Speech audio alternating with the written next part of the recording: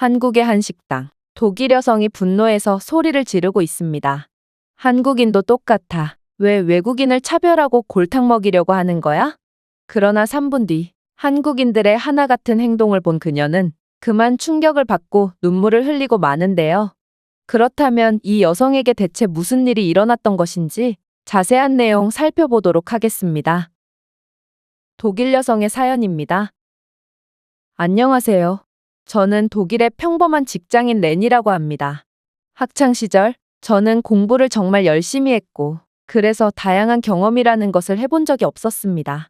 그래서 뭔가 평범한 일을 하는 회사를 간다면 저는 정말 아무것도 경험해보지 못한 재미없는 인생만을 살 것 같아서 모험을 해보기로 했죠.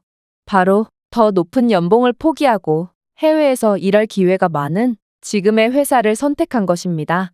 해외여행 한번 가본 적 없는 제가 해외에서 일을 하게 된다니 정말 상상만 해도 신났죠. 그러나 저는 첫 발령지인 일본에 가자마자 제가 정말 미친 짓을 했구나 싶어서 절망했습니다. 해외에서 장기간 생활한다는 것은 여행과는 차원이 다른 이야기였고 그런 부분에서 일본은 정말 최악이라고 할 수 있었거든요. 일단 일본 회사의 지나치게 수직적인 분위기와 아날로그적이고 비효율적인 일처리는 저를 정말 숨막히게 했는데요. 저는 이들의 사내 문화에 적응할 시간이 필요했지만 그들은 저에게 조금의 여유조차 주지 않았습니다. 그리고 적응에 어려움을 겪는 저를 점점 안 좋게 보기 시작했죠. 일본인들의 속내는 도저히 알기가 힘들었는데 이들은 제게 대놓고 해를 끼치진 않았습니다. 그러나 일본인들은 치밀하고도 교묘하게 저를 괴롭혔는데요. 한 번은 이런 일이 있었습니다. 회식으로 스시집에 가게 되었고 다들 잘 먹고 있는 것 같은데 제 초밥만 뭔가 이상하더군요. 제 초밥만 고추냉이가 너무 많이 들어간 것 같았고 저는 고통의 눈물을 흘릴 수밖에 없었습니다. 그리고 그런 제 모습을 본 일본인 동료들은 전부 웃음을 참는 눈치더라고요. 저는 초밥 3개를 먹고 나서야 제 초밥만 이상한 거라는 것을 확신했고 확인해 보니 제 것만 고추냉이가 밥알보다 많더군요. 나중에 요리사에게 물어보니 제 일본인 상사가 저 몰래 제 초밥에만 고추냉이를 가득 넣어달라고 요청했다고 했습니다. 이뿐만이 아니었어요. 회식 자리에서 저에게만 제 몫의 음식값을 결제하라고 하고 나머지 동료들의 몫은 회사 카드로 결제한다거나 커피를 돌리는데 제 것만 쏙 빼놓고 돌리고 마치 실수인 것 마냥 연기까지 하는 그들의 모습에 저는 온갖 정이 떨어졌고 일본에 학을 떼게 되었습니다. 이렇게 지옥 같은 일본 회사 생활을 마쳤을 때 제 심신은 완전히 망가져 있었고 그렇게 독일로 가는 비행기 안에서 기쁨과 울분이 공존하는 눈물을 흘리며 귀국하게 되었죠. 하지만 저는 잠시 잊고 있었습니다. 제가 입사한 회사는 해외 파견이 잦다는 것을 말이에요. 저는 독일로 돌아온 지 한 달도 안 돼서 다시 한국으로의 파견 지시를 받았고 이때 저는 퇴사를 진지하게 고민하기도 했죠. 한국과 일본은 지리적으로도 가깝고 인종적으로도 유사하다고 들었기 때문에 두 나라는 서로 비슷한 문화를 가졌을 거라 생각했거든요. 하지만 도전도 해보지 않고 이대로 도망간다면 저는 평생 패배자로 살 것만 같았기에 도중에 포기하는 한이 있더라도 한국에 도전해보기로 했습니다. 그리고 한국인들에게 무시당하지 않기 위해 한 달 동안 정말 고등학생 때로 돌아간 것처럼 한국어를 엄청나게 열심히 공부하고 갔죠. 그렇게 저는 한국으로 가게 되었고 한국 회사의 첫날부터 저는 일본인들과 똑같은 한국인들의 모습에 엄청난 실망을 하게 되었습니다. 한국인들은 겉으로는 저를 반겨주며 신경 써주는 듯 보였으나 이들은 저를 회식 자리로 데려간 뒤 본색을 드러내기 시작했거든요. 솔직히 일본을 겪지 않았다면 저는 한국인들을 그저 따뜻하고 호의적인 사람들이라고 생각했을 겁니다. 하지만 일본에서의 지옥 같은 1년을 경험한 저는 그리 호락호락한 여자가 아니게 됐죠. 일단 한국에 왔으니 한국 요리를 먹어보고 싶다는 제 강력한 주장에 한국인 동료들은 저를 닭발집으로 안내했는데요. 솔직히 닭발 요리의 비주얼은 그리 좋지 못했지만 냄새는 환상적이더군요. 그러나 문제는 바람을 타고 날아오는 닭발 소스의 뜨겁고 매운 공기는 정말 치명적이었다는 것입니다. 이 묵직한 공기는 마치 너 따위가 감히 매운 닭발을 먹겠다고? 혀가 마비되고 싶으면 한번 먹어보던지. 라며 경고하는 것 같았습니다.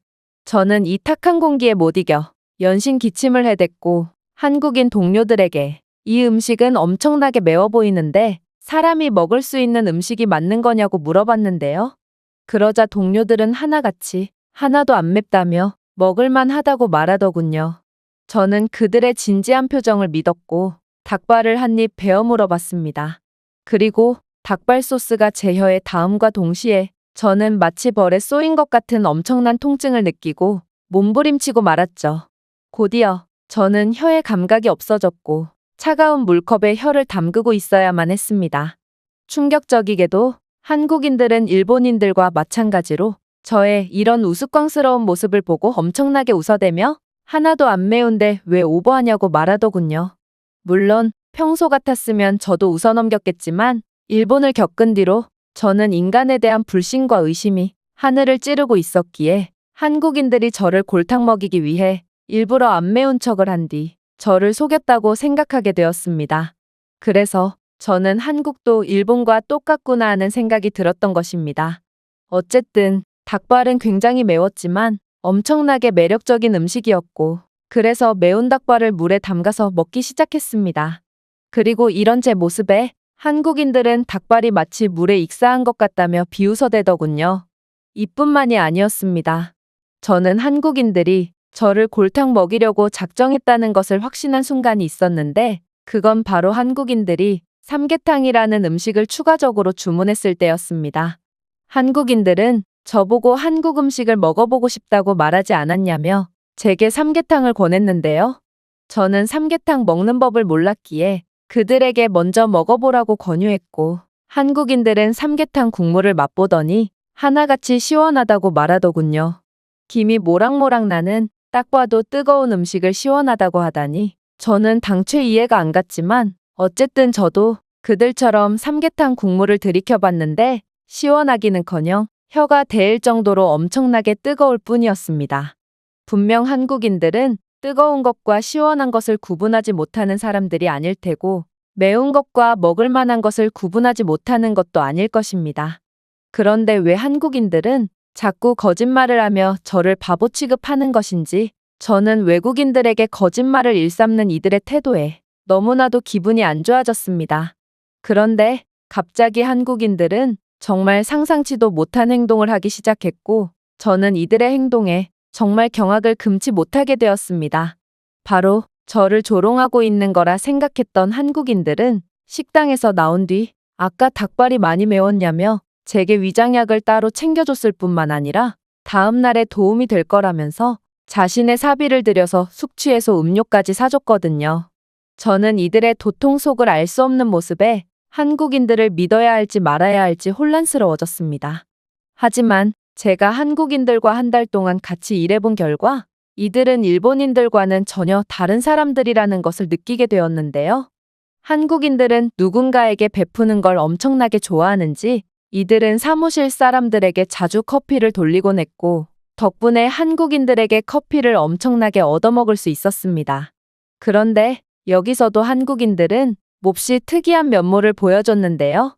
저는 이가 안 좋아서 아이스 음료를 선호하지 않지만 한국인들은 100이면 100, 전부 아이스 커피만 마셨거든요. 그리고 이들은 얼음장같이 차가운 커피를 마시고도 매번 시원하다는 표현을 사용하더군요. 이쯤 되니 저는 제 한국어 실력이 부족한 건가 싶었지만 이건 아무리 봐도 한국인들이 이상한 거였습니다. 이뿐만이 아닙니다.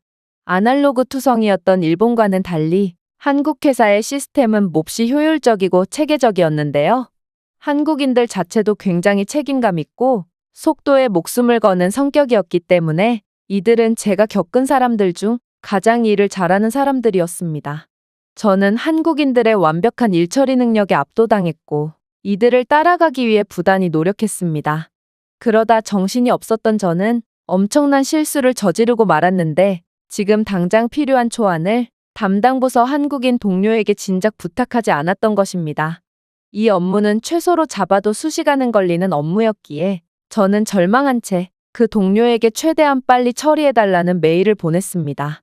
놀랍게도 한국인 동료는 1시간만 기다리라는 답장을 보내왔는데 이건 로봇이 와도 1시간 안에 끝내지 못할 만한 일이기에 저는 그가 거짓말을 하는 것으로 생각했죠. 그리고 그는 거짓말을 한 게 맞았습니다. 1시간만 기다리라던 그는 30분 만에 모든 일을 완벽하게 끝내버렸거든요. 저는 그가 일 처리를 대충 했나 싶었지만 확인해보니 정말 로봇이 한 것 마냥 완벽하게 일 처리를 했더군요. 심지어 이건 고지식할 정도로 완벽을 추구하는 독일인들보다 훨씬 완성도 있는 결과물이었죠. 그리고 한국인 동료는 제가 곤란해 보여서 신경 좀 썼다는 메일까지 보내주며 독일인들과는 다른 사려 깊음까지 보여줬습니다. 한국인들은 전부 타고난 천재인지 이들은 매번 이렇게 빠르고 완벽한 일 처리를 보여줬고 저는 한국인들과 함께 일하면서 어떻게 한국이 이렇게 빠르게 발전할 수 있었는지 100% 이해할 수 있었습니다. 이 외에도 한국인들은 외국인인 제게 기꺼이 친구가 되어주었고 스스럼 없이 대해줬습니다. 물론 한국인들은 여전히 헷갈리는 표현을 사용하며 저를 혼란에 빠뜨리곤 했지만 그들은 언제 어디서나 저를 먼저 생각해줬고 외국에서 홀로 떠나와서 한국의 모든 게 낯설고 서툰 제게 더 잘해주면 잘해줬지 절대로 차별하지 않았습니다. 저는 일본에서의 끔찍했던 경험 때문에 이렇게나 착한 사람들을 의심하는 크나큰 실수를 저질렀던 것이죠. 세상에서 가장 따뜻한 사람들을 말이에요. 아, 여전히 한국인들과 일본인들의 말은 도저히 믿지 못하는 것은 맞습니다. 한국인들은 긍정적인 의미에서, 일본인들은 부정적인 의미에서 말이죠. 이 외국인의 글은 여기까지입니다. 한국에서 독특한 경험을 했던 외국인의 사연이었습니다. 제가 준비해온 내용은 여기까지입니다. 끝까지 시청해주셔서 진심으로 감사드리며 여러분들의 구독과 좋아요, 알림 설정은 영상 제작에 큰 힘이 됩니다. 이상 세모튜브였습니다.